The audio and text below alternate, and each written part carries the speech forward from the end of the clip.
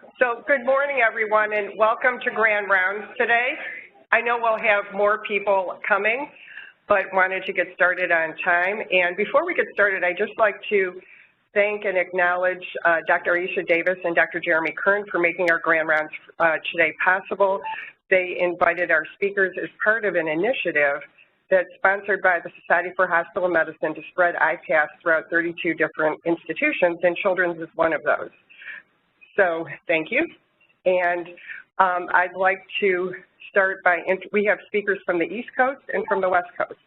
So I'll start with our West Coast speaker first, and she's going to be the first one to talk. Dr. Jennifer Everhart is a graduate of the Rosalind Franklin Medical School in Chicago, and she is kind of rooting for the Cubs today, I think. Then she moved to the West Coast, where she completed her residency at the Cook County Residency Program, stayed on the West Coast, and became a faculty member at Stanford and the Lucille Packard Children's Hospital. She now directs a satellite program for Stanford called the El Camino Satellite Program, and she's been involved with the IPAS initiative since its inception, I think, in 2009. She spearheaded having IPAS adopted by the 84 programs at Stanford, both residency and fellowship programs. And she has presented and written several papers outlining the success of the IPAS initiative, not only for interprofessional communication, but also to enhance patient safety. Our other speaker is from the East Coast, a good friend and colleague, Dr. Nancy Spector. And Dr. Spector attended Brown University undergrad. She graduated from the University of Massachusetts Medical School, completed residency, chief residency, and a general academic pediatric fellowship at St. Christopher's Hospital in Philadelphia. She then augmented her education and leadership skills by participating in numerous nationally known programs, including programs sponsored by the AAMC, the Michigan State year-long faculty development program, Harvard Macy program, and the Executive Leadership in Academic Medicine program for women. Dr. Spencer is currently a professor of pediatrics. She's the vice chair for education and faculty development for the Department of Pediatrics at Drexel University, where she's also the pediatric program director for the St. Christopher's Children's Hospital. She is the vice dean for faculty development at Drexel University and the new director of the Executive Leadership and Academic Program for Women, co-sponsored by Drexel and the AAMC. She's been a leader not only in IPAS, but also nationally in pediatric residency program development. With the Association of Pediatric Program Directors, she has led numerous initiatives to enable pediatric program directors to mitigate and survive despite the numerous mandates from the ACGME. For her leadership, she received the Robert Holm Leadership Award from the APPD. She is a member of Alpha Omega Alpha, and she also received the Miller-Sarkin Award, nationally recognizing her as an outstanding mentor. Dr. Spector has given hundreds of presentations nationally and internationally on IPAS and authored numerous publications. So I hope that we can leverage their knowledge of interprofessional use of IPAS, because I want to acknowledge and celebrate the fact that our nurses have embraced IPAS, I think, even to a greater degree than our physicians. And so we hope to learn more about how we can collaborate together to enhance patient safety using IPAS. I'll hand off now to Dr. Everhart.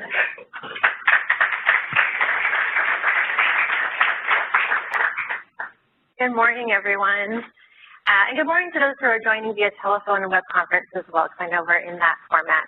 Just before we get started, you've heard a little bit about Nancy and me, but would love to hear from you, just by a show of hands. How many are residents out in the crowd? I knew you guys would be in that corner, okay? Given that heads up. How about faculty or attendings? Okay, how about nursing staff? Thank you so much for coming. I'm excited to chat with some of your leadership later on today. And then any ancillary staff, other members? Welcome. So Nancy and I are very excited to be here today to share with you IPASS, standardizing the handoff process to improve patient care and safety. I have no conflicts of interest to disclose. Nancy is a founding partner in the IPASS Institute, which was created to help with widespread implementation of IPASS using optimal implementation techniques. We are going to discuss some copyrighted materials, both from Team Steps as well as our own IPASS materials, and we've been granted permission to use both.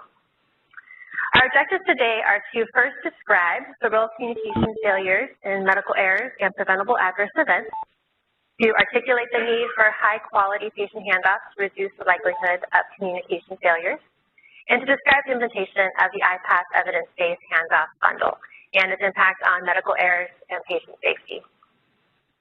We'll begin with some background, talk a little bit about the duty hours literature and some information about patient safety and handoffs that were the impetus for the IPASS work.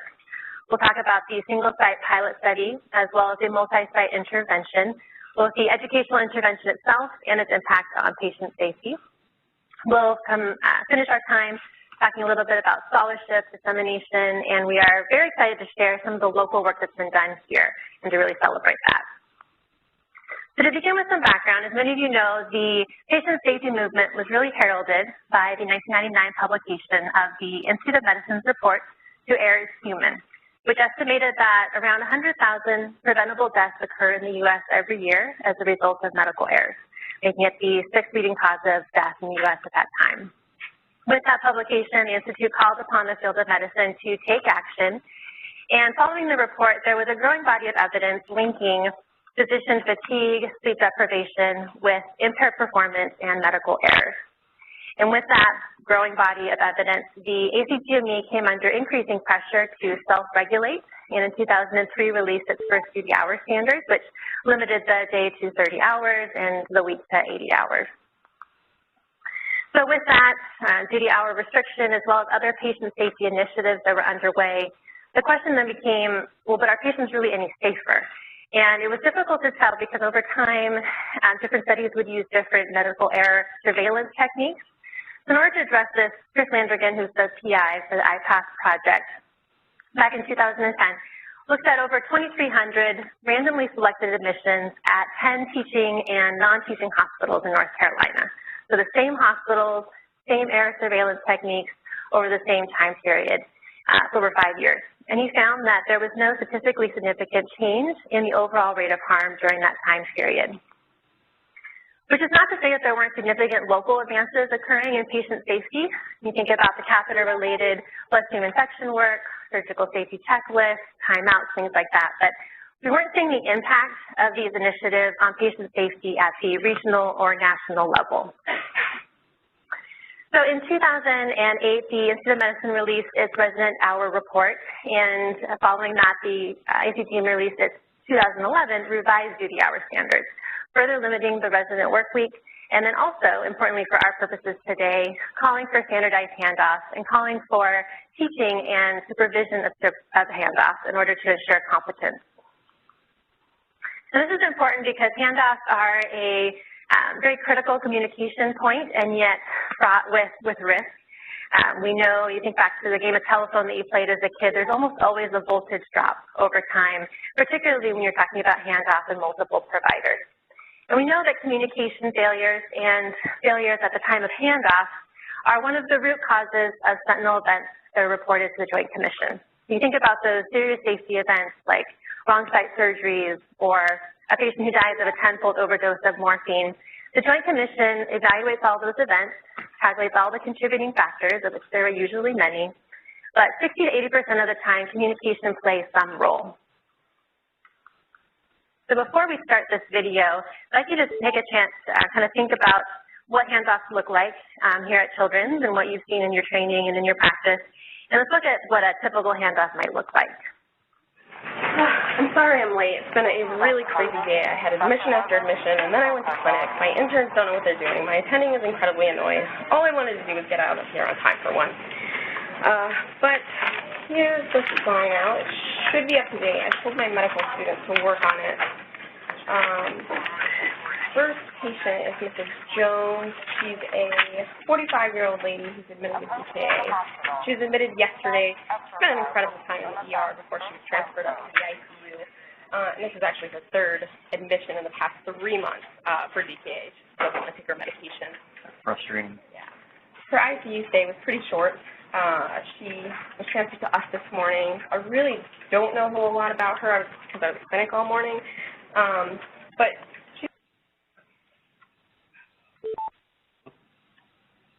she's doing pretty well. So for her first problem, she has DKA. I told you that. She's actually doing really well. She's on sub-Q insulin. Her last glucose was less than 300. She's currently taking PO. She's really doing well. And for her UTI... A UTI? I thought she was just here for DKA. Yeah, but they think that's what really pushed her over into the DKA. So she's on antibiotics. Medical student put them on there. Anyway, she's doing fine. There's really no concerns. Okay, cool. Sounds pretty straightforward. Does she have any nausea or flank pain? That's probably the one thing I haven't been called on for her. She's getting a lot of fluid, so any pain that she's having should probably just be flushed out with fluids. Do you have any other questions? You know, I don't see her antibiotic regimen on here, or her fluids. Here we go again. Let me answer this, and then I'll finish writing the patients out to you. Okay, cool. All right, I heard some chuckles out in the crowd. How many of you have witnessed a handoff like this in the last 6 months? So very quick hands going up. So what makes this, well, I get the slides to work, what makes this a maybe less than effective handoff?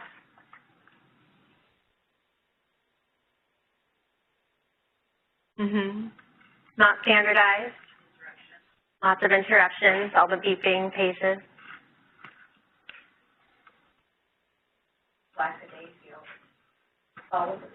Lackadaisical all over the place. I like that. Lack of ownership. And what were you saying there? There's really no information there except for she said less than 300, and she didn't say glucose was. She didn't know what the specific information was. Basically, she could have just said, go in there and check the lady out yourself. So no ownership, no specific information. Just because I know that we don't all have the mics. Do you think? Actually, that she had time to give them information. She had it, because most of it was about how busy she was. There we go. Oh, I was just saying that if she had the information, she had time to give it, because she spent a lot of time talking about how busy she was and how much she seems to not like her job. A lot of extraneous information. Yeah, back in the back there. So, I actually have never seen a handoff like this in the past 6 months. This is like bad in every way possible. And I think here we are much better at it. It's not like you're signing out people in the emergency room and just like stopping, or like you don't get handoff or sign out from someone and you don't know anything about them. Like, I've never seen something that horrible, so I don't think that's a typical handoff at all. And I think we do it much better here. I'm not sure the place that is from, or if it was supposed to be like some sort of joke or satire, but just my thing. It was for illustrative purposes, but I will say that even at a tertiary quaternary children's hospital, I've seen some pretty dysfunctional handoffs before I pass. One more comment? Okay. So I think as the video shows and the slide highlights, handoffs are an incredibly complex activity, requires the integration and application of clinical knowledge, communication skills, knowledge of systems of care. It all comes together in this very highly constrained, time-limited activity. And you add to that work compression. We're asking our residents and faculty and nurses to accomplish more and more in a shorter period of time. And the patients that we care for are increasingly ill and complex. So I hope by now I've impressed upon you that there really ought to be a better way, and there should be a better way to hand off patients in a more safe manner. Which brings me to Improving Handoffs Take 1, which is our single-site pilot study. This was a pilot study that was done at Children's Hospital of Boston in 2009-2010, and it involved implementation of a resident handoff bundle and assessing its effects on patient safety. So the bundle itself included communication and handoff skills training, also a revision and standardization of the verbal handoff. And I will point out that though they used a mnemonic, it was not the IPASS mnemonic because it hadn't been invented yet. And then on one of the study units, they implemented a computerized handoff tool, and they looked at its impact on patient safety. And what they found in looking at over 1,200 patient admissions was that there was a statistically significant improvement in the rate of medical errors, decreased by about 45% actually. And it's interesting that there was no apparent added benefit of that computerized handoff tool, at least as measured by medical errors. There were certainly limitations to the pilot study. It was a single-site study, so there's questions about generalizability. There are also some potential confounding factors like seasonal variation, learning over time. The mnemonic that was chosen was not particularly memorable after the study period, not sustained. And just in general, there was a challenge with sustainability and with faculty engagement.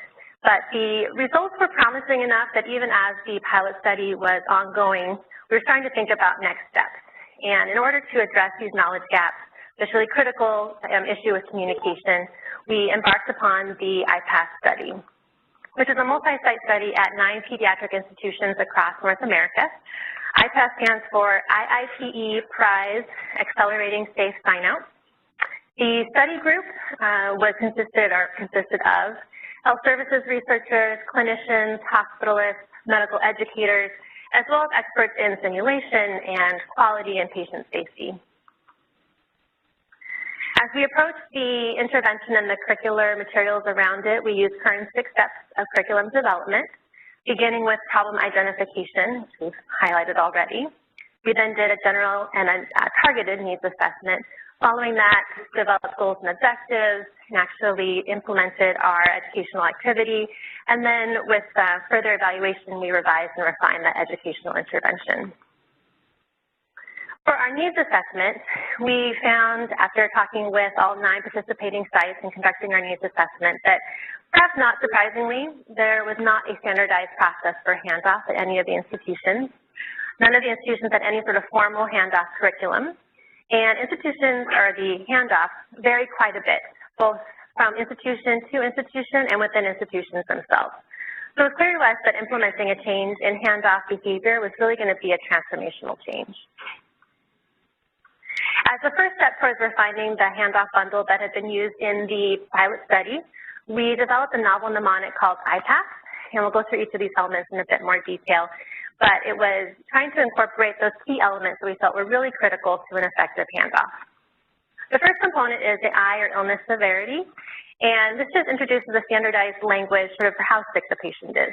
So you have on one end of the spectrum those patients who are very stable, straightforward, and on the other end of the spectrum you have those that are unstable, that you are actively calling a rapid response or doing interventions. And in the middle is that sort of gray zone where you have the watchers.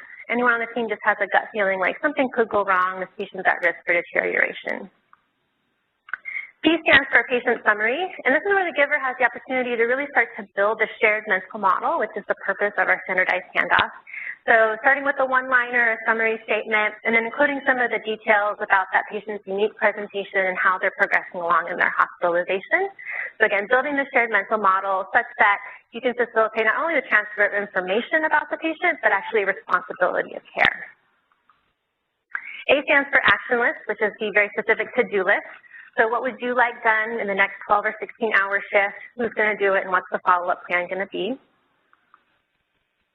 The first S stands for situation awareness and contingency planning. And situation awareness exists on 2 levels. At the patient level, it's knowing how your particular patients are progressing along in their hospitalization. So you're doing your serial exams, you're checking their vital signs, you have a sense for how they're doing and how each team member is involved in their care. And it also exists on the team level, so knowing how all of the patients on the team are progressing, how everyone's involved in their care, what the general team workflow is and workload, and then what are the environmental factors that are coming into play. And once you have that situation awareness, then you can start to form contingency plans and actually problem solve before things go wrong. So these are the if-then statements. You know the patient best, So what do you anticipate might happen? What would you recommend that the team do or not do, as the case may be? And the final S is synthesis by receiver. This is where the receiver has the opportunity to clarify the elements of the handoff, ask any questions that linger, and then really have an active role in the handoff process. The actual length and content of the synthesis varies depending on the patient, so those more complex or ill patients probably require a higher level of detail, but the more straightforward ones might be able to be a little more succinct. And then sometimes you'll focus more on things like the contingency plan, sometimes more on the action list, but it's not meant to be a restating of the entire handoff. It is just really those highlights. It's important to note that the IPASS mnemonic is certainly the cornerstone of the curriculum that we developed, but the bundle itself includes many additional components, which are listed here on this slide. The first was an introductory workshop, a 3-hour workshop in which residents were able to learn some best practices about verbal and written handoff, some communication techniques framed after IPASS, or sorry, after team steps. There was a simulation component where they could actually practice giving, receiving, and observing a handoff. And then we brought IPASS to the clinical realm and actually integrated it into the printed handoff document. And we embedded it within the EMR where possible. There was a very significant faculty development component of this program, training faculty to observe handoff, to be able to give good formative feedback. And we developed some handoff observation tools to assist with that process. And the final component of the bundle was an innovative culture change campaign. So those visual reinforcement strategies to help with not only the initial uptake of IPASS, but to reinforce the skills and then to help with sustainment. The 3-hour workshop was divided into a 2-hour didactic portion that has some interactive pieces to it. Again, the team steps training as well as handoff best practice training. Then there was a 1-hour simulation component that included 3 role-play scenarios. The team communication strategies were modeled after team steps, which stands for team strategies and tools to enhance performance and patient safety. This is an evidence-based framework that was developed by the Department of Defense. When you think about those very well-functioning teams in the aeronautical industry or others, what do they have in common? They have good, effective leadership, they provide mutual support, and they use structured communication techniques like some of the items that are listed on the slide. So things like a debrief after a code or rapid response. What went well? What would you recommend doing next time so that you can improve your practice? A huddle, in the case of a patient who's acutely deteriorating, getting the key stakeholders like the respiratory therapist, the nurse, the bedside nurse, as well as the charge nurse, the providers, everyone together in the room to examine the patient together and come up with a plan. And then things like check back, which is that closed loop communication, things like reading back a verbal order. I'd like to share with you an example of what check back can look like in real life. And one of the fun videos of my favorite. Watch out!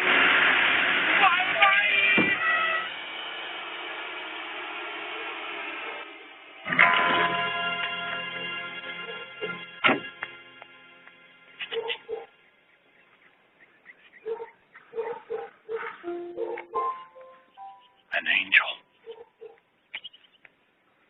Little girl? Yes, sir. I want you to do something very important, all right? Okay. I want you to run home, and I want you to call the ER of North Bank General Hospital, 932-1000. Tell them to set up OR6 immediately and contact anesthesiologist Isadora Turek, 472-2112, beep 12. Have them send an ambulance with a paramedic crew, light IV, D5 and W, KBO. You got it? ER North Bank General Hospital, 932-1000 said. OR6 contact anesthesiologist Isadora Turek, 472-2112, beep 12. Ambulance with paramedic and light IV, D5 and W, KBO. That's good. Sounds like a subdural hematoma to me. Well, it's not your job to diagnose. But I thought... You thought, just go! 3 years of nursery school, you think you know it all, but you're still wet behind the ears. It's not a subdural hematoma, it's epidural. Ha! I've seen that one probably 100 times. It's still my favorite. In addition to some of the fun videos, we also wove simulations throughout the curriculum. So we developed trigger videos for each of the team steps communication strategies. And then we also had the role plays built into the introductory workshop that I already mentioned. So The residents, this what I would say was by far the most well-received portion of the curriculum and continues to be. I think the residents appreciated the chance to actually practice in a safe environment what it's like to be the giver, to be the receiver in IPASS format, and also to observe, and what does it mean to give your colleagues or your peers formative feedback on their handoff behaviors. The faculty appreciated the chance to practice using some of the observation tools that we've developed for their live observations. I think they also appreciated the opportunity to really consider what does it mean to coach a resident or a medical student, whoever their learner happens to be, or even one of their peers. What does it mean to coach that person in improving their handoff behavior? This is an example of a printed handoff document that was adapted to IPASS. You can see we included, or I will point out because it's probably small, but we included the various components of the IPASS mnemonic. So we have those visual prompts as you're doing your handoff for illness severity, patient summary, and the rest of the pieces. And the printed handoff document was really envisioned as a complementary aspect of the handoff, so it allows you to have much more comprehensive information on paper so that in your verbal handoff you can be more concise and efficient. And it also acknowledges the fact that people have different learning styles. Some of us are very visual, like to have the piece of paper in front of us, write our own notes with different colored pens and check boxes, and some people are more auditory, so just acknowledges that. Faculty development, faculty involvement were key to the success of the program and continue to be. And we encourage faculty to be involved in a variety of ways. So they could lead workshops, they could lead simulation sessions for their role plays, they could observe live handoffs and provide feedback, and then they could just model good handoff behavior, good handoff practice in their own practice. We developed an IPASS Champions Guide, which some people refer to as the wedding planner of IPASS. It is every detail, anything you need to know about implementing IPASS all in one document.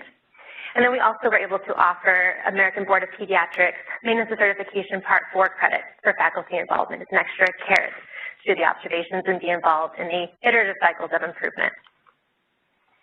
In order to assist with that observation process, we developed handoff observation tools. So we first started with identifying what are those key elements that we feel like are really critical to an effective handoff. Then we looked at the existing literature to see what existing tools were there and rating scales, and then developed our own tools, pilot tested them, revised them, and then pilot tested them again. More recently, Jen West at UCSF has been leading some efforts to confirm validity of the tools. The final component of the bundle was the IPASS campaign. We had a subcommittee that was tasked with identifying our visual reinforcement strategies, things like the logo that you've seen in the slides already. We also had screen surrounds. We had tips of the day that we would show at the beginning of Zoom conference, for example, if people were filing in, or we had a little flip deck that we could show at the start of rounds. One of the sites actually developed fortune cookies and put little tips of the day in those, and we were able to pass those out during the study. Sorry. So as we were implementing that resident handoff bundle, we really started to see a shift in the handoff climate at the participating institutions. And I'd like you to think back to the first video we saw, the ineffective, poor handoff. Compare it to this video, which is of an IPASS formatted handoff on a surgical service. Hey, Rochelle, how was your day? Not bad, not bad. I've got some updates for you since your shift last night. All right, let's hear it. Okay, I'll start with the sickest patient. He'll be someone to watch tonight. You remember Mr. Everson, right? He's a 58-year-old who had the right hemicolectomy 2 days ago for colon cancer. How do you know him well? Yeah. So, unfortunately, this morning he became tachycardic with a spike in his white count. We suspected a leak, and we took him back to the OR, and we did find a small leak at his anastomosis site. He underwent another resection, reanastomosis, and has a diverting loop ileostomy. He got out of the OR about 3 hours ago and is now extubated and awake on the ward. He's got 2 drains in place, and they're putting out serosanguinous fluid, and he's NPO with an NG tube. Please do a post-op check on him tonight and make sure that his ostomy and drain output look okay.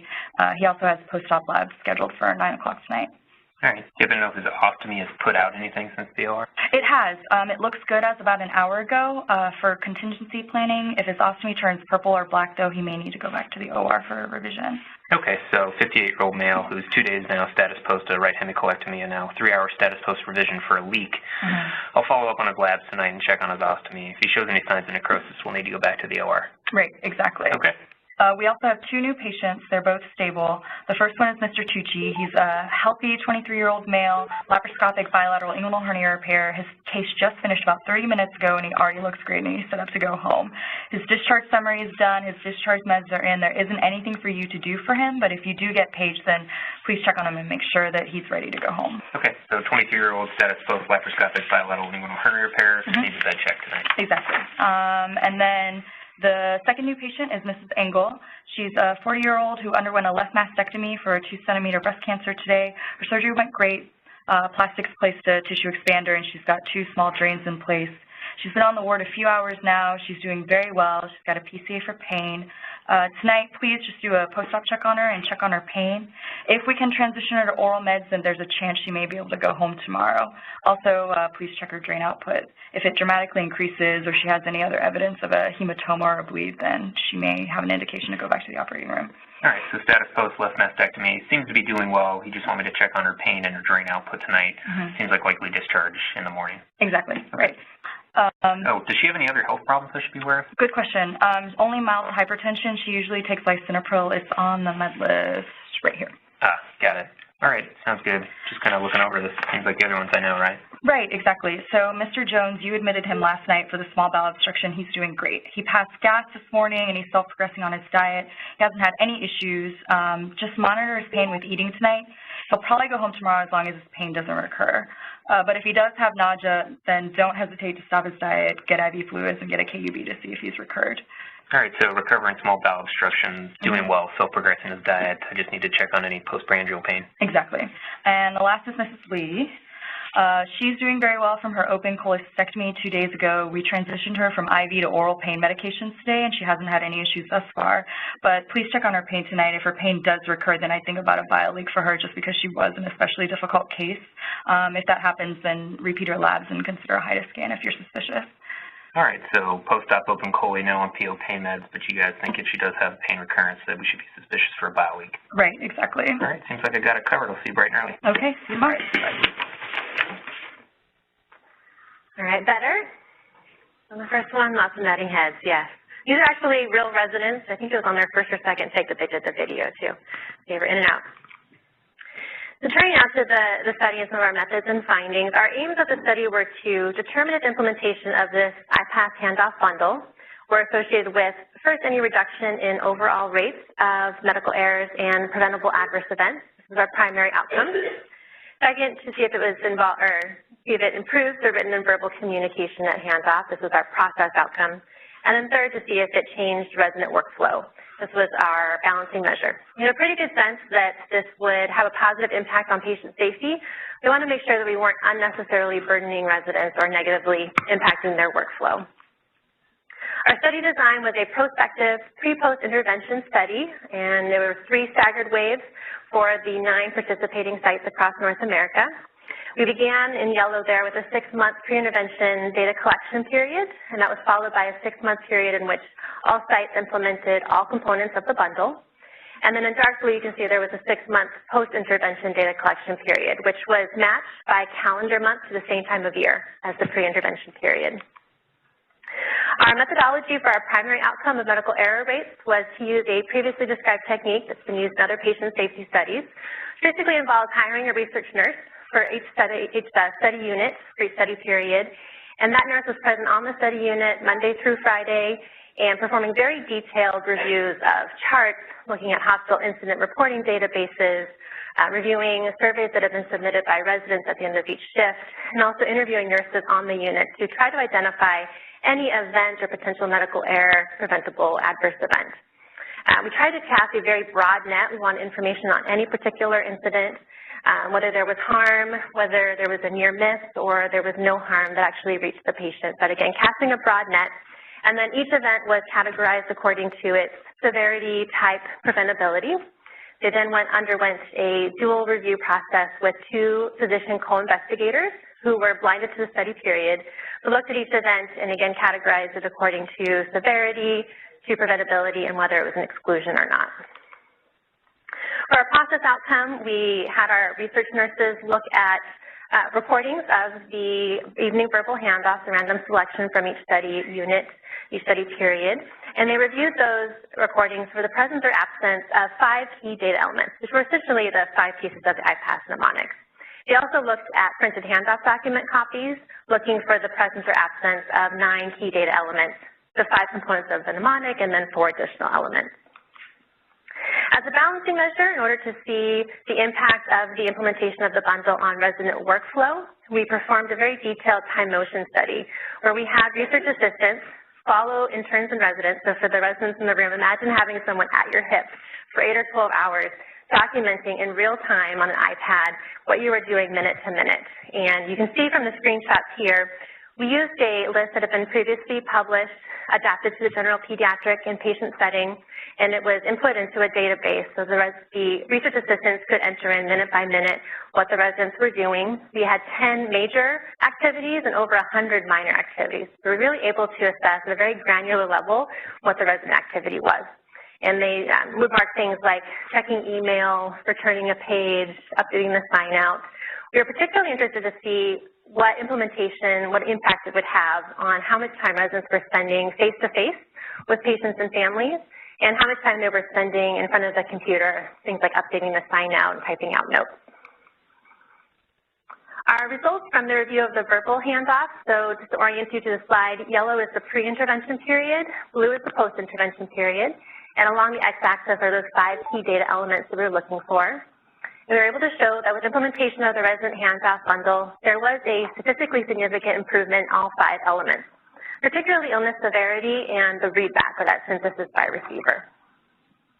For the written handoff documents, again, yellow being pre, blue being post-intervention, and those 9 elements along the x-axis, we again showed that implementation of the resident handoff bundle was associated with a significant improvement in all 9 elements, particularly illness severity and contingency plans. We incorporated quality improvement methodology throughout the study. It was important to us that not only we have those initial gains, but that we be able to sustain them after the research period had ended. So this study shows the adherence of the percent of residents who adhere to all 5 elements of the mnemonic in their verbal handoff. This is from observation data across all sites. And the yellow arrow shows the spring of 2013, which is when data collection ended for the study.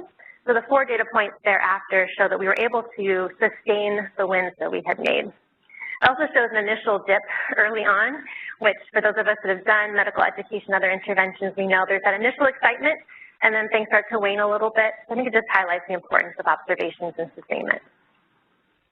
For our primary outcome, looking at the impact on medical error rates, we showed that implementation of the resident handoff bundle was associated with a 23% reduction in the overall medical error rate, and a 30% reduction in preventable adverse events. And as expected, the non-preventable adverse events did not change pre or post-intervention.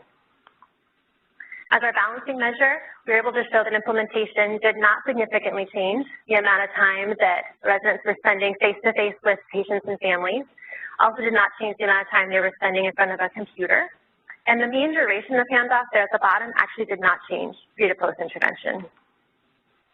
With that, I'm going to hand off to Nancy, who's going to talk a little bit about scholarship and ongoing work. Thank you. Good morning, everybody. It's really wonderful to be here with so many wonderful colleagues and friends. I have the great pleasure of actually talking about the team that worked on this project together. I started the work with the team in 2008 when Chris Landrigan asked me to join the team to oversee the development of the curriculum. I had the great pleasure of working with this team on the screen. I show this slide because I wanted to demonstrate the complexity of the group. So there are over 50 people involved in this project, and we had a collaboration among hospitalists, educators, and others to develop the curriculum. Early on, we developed a dissemination committee, and the reason we did that is we wanted to make sure everything went through peer review very quickly because we wanted to demonstrate that our curriculum was as robust as our science. Also, as Jennifer mentioned, in 2011, the ACGME came out with its clinical learning environment reviews requirements for our institutions, and we wanted to make our curriculum available as quickly as possible. So we disseminated everything as soon as data collection was completed. And again, part of our goal as a faculty development person was not only to disseminate our work, but also to promote scholarship within our team. So we had a lot of people on our team, including many junior faculty members. So we really wanted to ensure that people had the opportunity to take the lead on projects and develop them. What was amazing, too, is we had many people, chief residents and residents, take really significant leadership roles in a lot of the work that we did. We developed a website early on so that we could distribute our materials, and we've been tracking downloads of our work since we opened the website in 2011. We also put our curriculum materials through peer review embedded portal, and those are available as well.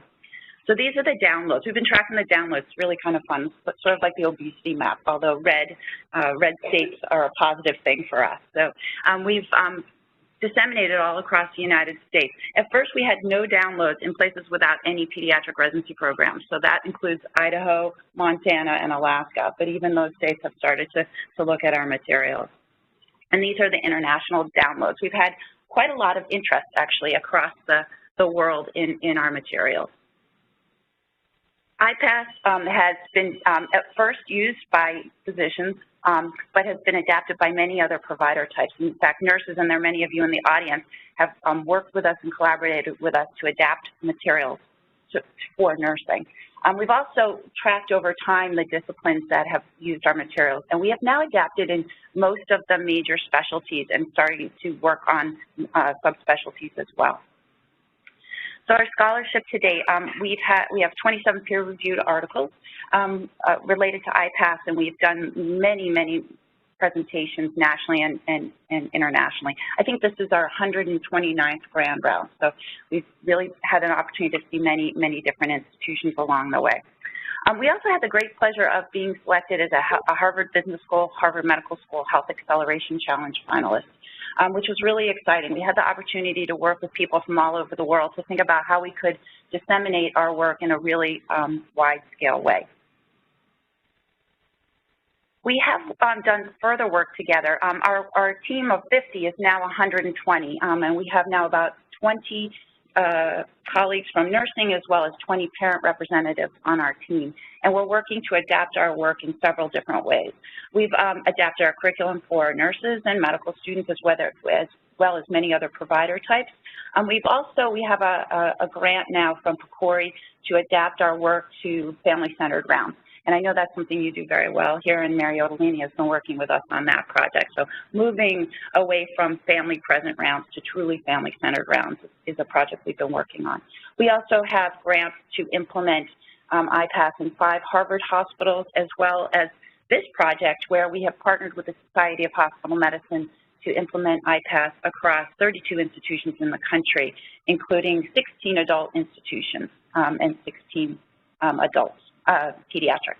So again, this project is funded by AHRQ, and we are adapting all our materials. We've done the second iteration of IPASS. You have the second generation materials of our curriculum. We're now on our 3rd iteration, which includes online training. These are some of the sites that are in Wave 2. We've been at most of these institutions already. We're very excited to be here today. And with that, I'm going to turn it back over to Jennifer, who's going to update you on the progress you've made here, which has been fantastic.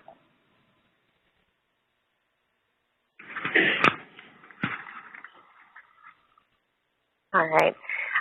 So we have implemented in a lot of different arenas, and I will say that we've learned a lot about what it takes to successfully implement a standardized handoff program at an institution. We distilled it down to 5 key steps that we'll talk about now. So the first is to establish that institutional support. You can have an executive sponsor, whether it's a CMIO or CMO, DIO, other leaders. You can ensure that your goals of implementation align with the strategic goals of the institution, and that goes a long way towards successful implementation. It's also important to identify who the implementation champions are. So who are those well-respected clinicians, who are the opinion leaders that people are going to rally behind during this time of change. The second step is to assess the local environment with a needs assessment. So to really get a sense for what are the current processes, what are the current critical areas of vulnerability, and it helps to target your efforts. From there, determining the scope, both short-term and then long-term where you see this going.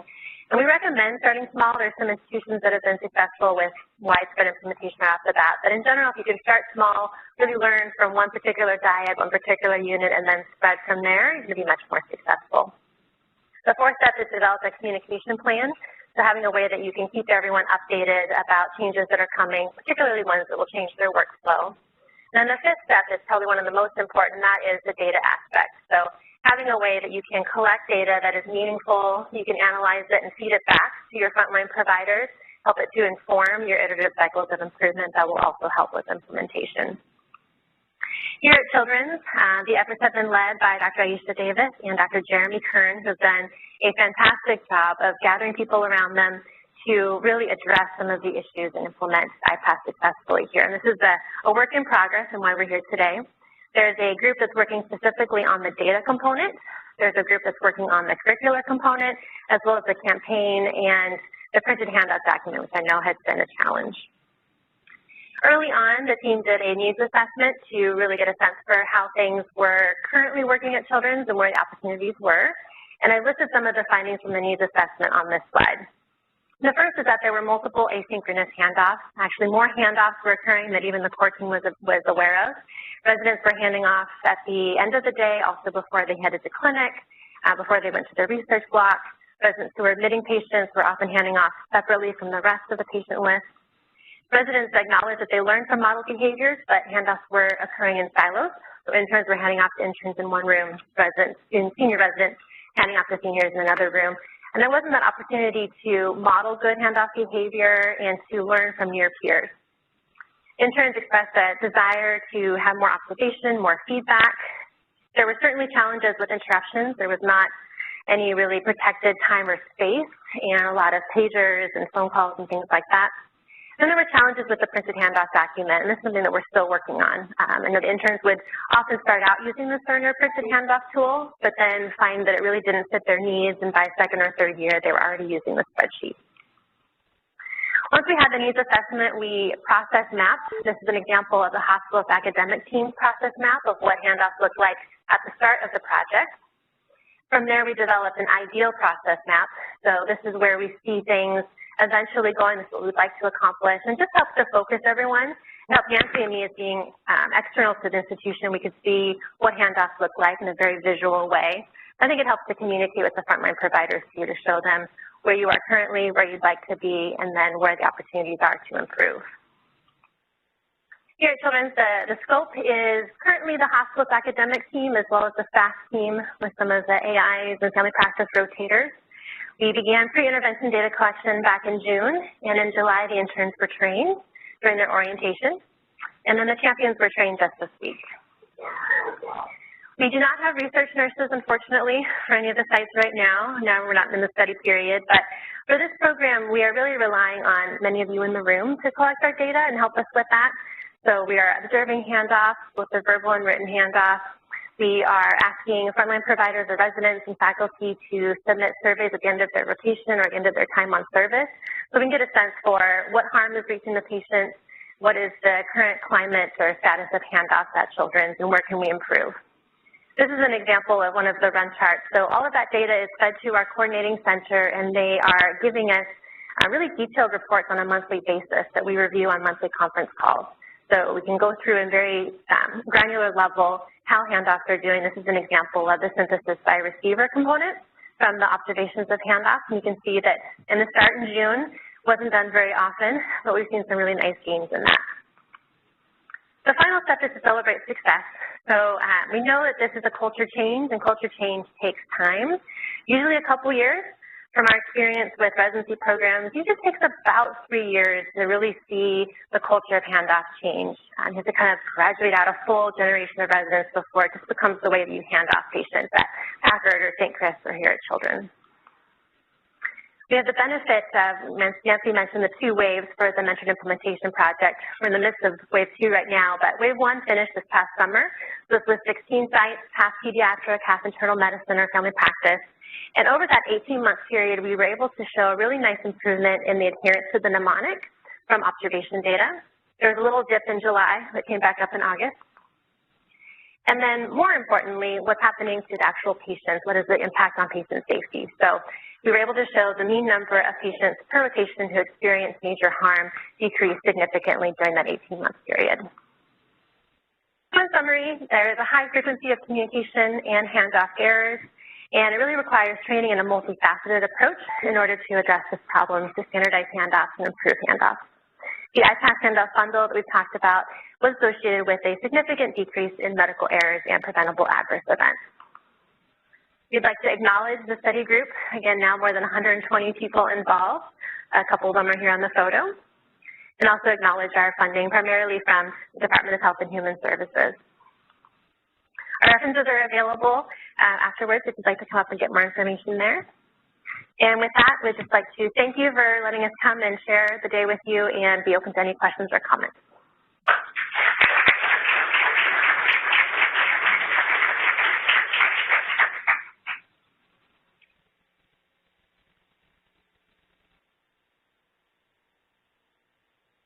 This is great work. Thank you.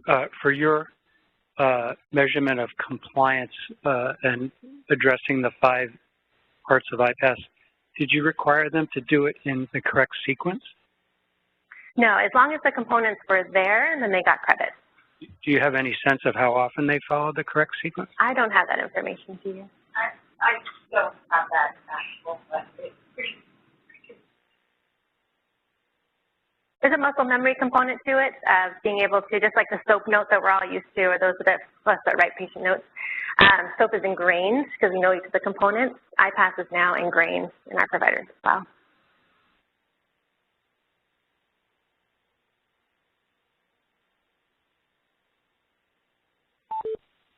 Hi, I applaud your efforts as far as focusing on handoffs. I'm Rich Bosk. I'm the medical director for the OR, and I think we're the handoff capital of the hospital.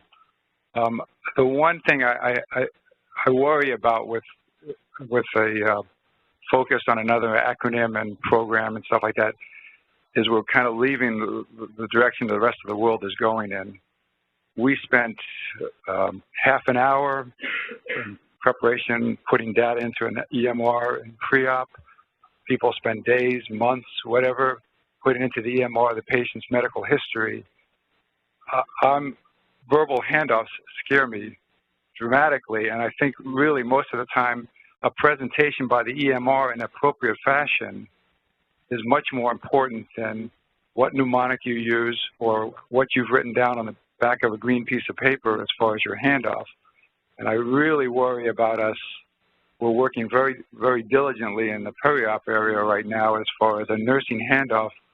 What I would add to your vignette of your surgical handoff was everything was fine and all set, and then the patient seized on the floor 5 minutes after that handoff because they forgot the Keppra dose, which has happened here. So I really think a reliance on the EMR, on all the time and effort that you've spent in updating that patient's record, the medications, the med reconciliation, all their other problems, is much more important than what mnemonic you use as far as a verbal handoff.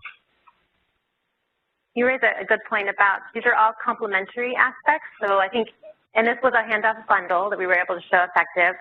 We don't know, was the printed handoff document more effective at improving patient safety or the verbal or the communication strategies. To us, it's a bundle, and we're doing more work to try to parse that out a little bit. We've done a lot of work with our OR handoffs at Lucille Packard Children's Hospital, where I'm from, and started small. We learned from one dyad, PACU to the OR, and then we went from the OR to the ICU, and we've done all of those dyads at this point. But it takes a lot of work. One thing that we found is partnering with the frontline providers, so including nursing staff for their concerns, utilizing the EMR where you can so that, as you mentioned, it's accurate. You can pull from information that's already in the system. You're already starting off on a better foot, but it's a process.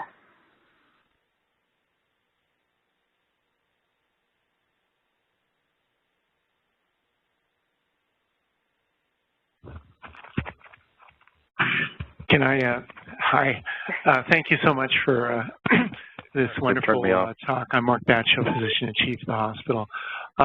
My question goes back to Lanigan's original paper, which showed no improvement with work hour changes. Is there any way of our going back now in looking at the combination of work hour changes plus IPASS to see whether that combination made a difference to try and answer the question as to whether the work hour changes really have had any meaningful benefit, and whether what we were dealing with was the counterbalance of the increased number of handoffs with the work hour changes, and now that we're doing better with the IPASS, in fact, the work hour changes are making a difference in terms of safety. Mm-hmm. You bring a good point that there were certainly other environmental factors that could have been playing in. You know, that seems like it's up Chris Landrigan's alley. Do you know if he's doing any work on that? Our PI. Yeah. He has done some of that work actually at Children's, we don't have the data yet, but they tried to look at the shifts and the handoffs together. So we'll get back to you. That's great thought. So yes, one quick question. So you talk about how this is complementary to the EMR.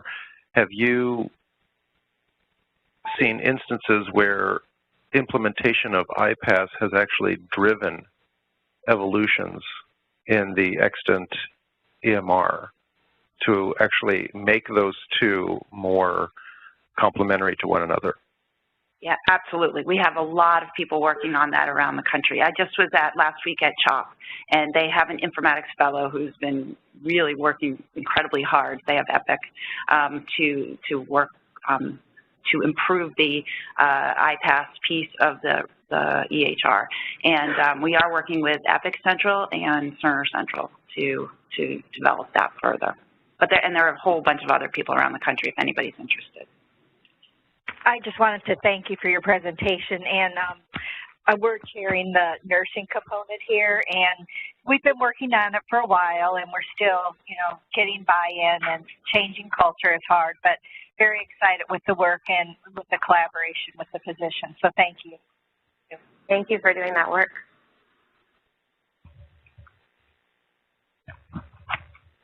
Hello, I'm Paula Moncrief, one of the nurses in the emergency department, and I've been working with this project within our organization as well. My question to your organization, how much work have you guys focused specifically on the specialty areas like nursing and pharmacy and that kind of, those type of areas? So, yeah, go ahead. At Packard, we actually just went live with IPASS nurse-to-nurse shift handoff in July, and it's been exciting to watch.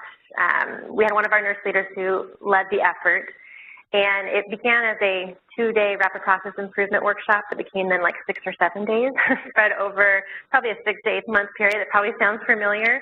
And what we did was we had representatives from every single nursing unit at the institution, and we shared IPASS and a couple other frameworks, but didn't dictate that. We let them talk about what do you need in handoff, what isn't working, what would you like to see. Lo and behold, it ended up sort of fitting the IPASS framework, and so we're moving forward with that, and it works nicely because that is how our physicians are handing off and how we do service-to-service handoffs already, so the language is already there. So it's been successful so far, and we're going to be meeting later on today to talk through a little bit more of those details, and I guess. I was going to add, I love working with the people from the emergency room because we think you have a lot of power in culture change because you hand off similarly to the OR to so many people. And if you're driving IPASS and using standardized handoff, that helps drive the culture change in the entire institution. So keep up the good work.